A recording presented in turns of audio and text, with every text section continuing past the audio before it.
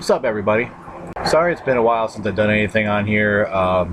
Just been going through a lot of stuff, and I suffer from depression and anxiety, so sometimes, you know, it hasn't been this way in a while, but it gets so bad that you just don't want to do anything. And I know anyone that has depression will understand that. It's just really hard, and it's hard to just get past all that. And, people say get over it. I hate that. I really hate that. Get over it. Now you get over it. Get over it and move on with your life. Stop worrying about mine and move on with yours.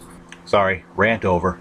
Kind of starting to move past that, and now I'm getting more ambitious and getting back into my projects, and it's just hard. So I want to give a quick shout out to my beloved New York Mets, even though they lost the World Series to the Kansas City Royals.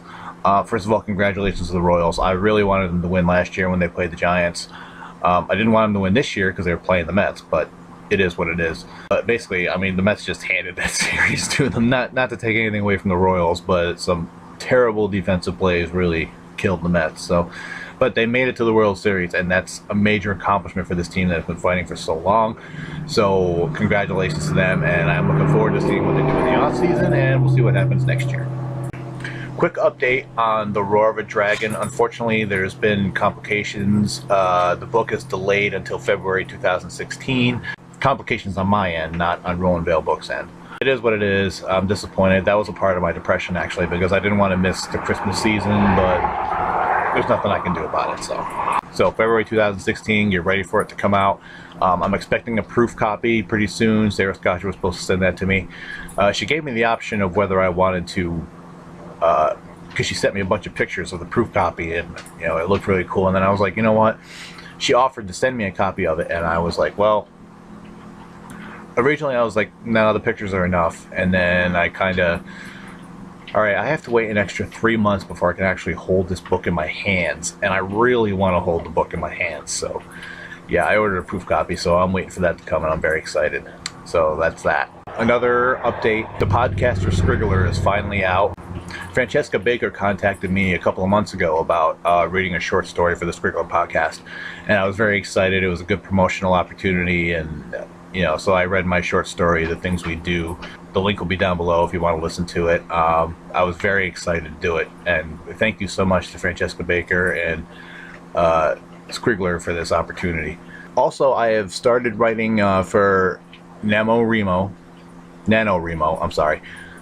which for those uninitiated means National Novel Writing Month. They have a website up for it and everything, nanowrimo.org.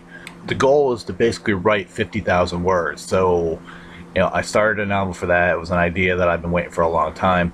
The novel is called All We Have Left. It's about a group of teenagers trying to survive in an apocalyptic America, but it's not a zombie apocalypse. It's an apocalypse caused by a new American Revolution, a civil war, the people against the government, and it basically tears the country apart. So yes, there is a political message there, which will probably go unheard, but whatever. So yeah, I'm really excited about that, and but I'm basically writing this one blind because I have no idea what's going on with the story. I just kind of started it, and I wrote 1,064 words yesterday, and I was also contacted by Chanillo.com to start a series with them, and that was also very exciting. I started to put up a story that I had been writing for quite some time. The story is called Hood. It's about a homeless teenage kid that one day decides to end his life because he feels it has no purpose. And about a year before, his mother was shot while getting in the way of a robbery. So he's all alone in the world. But just as he's sitting on top of a building waiting, he's just assigned to do this, he sees a mother and a child being chased to an alley by thugs, and that moment kind of changes his life forever. And he kind of takes on the role of a superhero without any superpowers in his city. So that's pretty exciting. That's a story I've really been looking forward to writing. So yeah, read it. Now, in the tradition of other booktubers I watch out there, like Little Book Owl and Caddytastic, I decided to do a hashtag TBR, which means to be read. So I'm gonna start doing that right now. I was at the library with my best friend Kate last week, and she she was like, you should get something out of your comfort zone, you know, you should read something a little bit different, because I've been reading a lot of fantasy a lot for the last couple of years. So I decided I wanted to read a horror story, which isn't really out of my comfort zone, because I kind of like cut my teeth on that. I was reading the Resident Evil series by S.D. Perry like 10-15 years ago, so it's just been a long time since I read anything other than fantasy.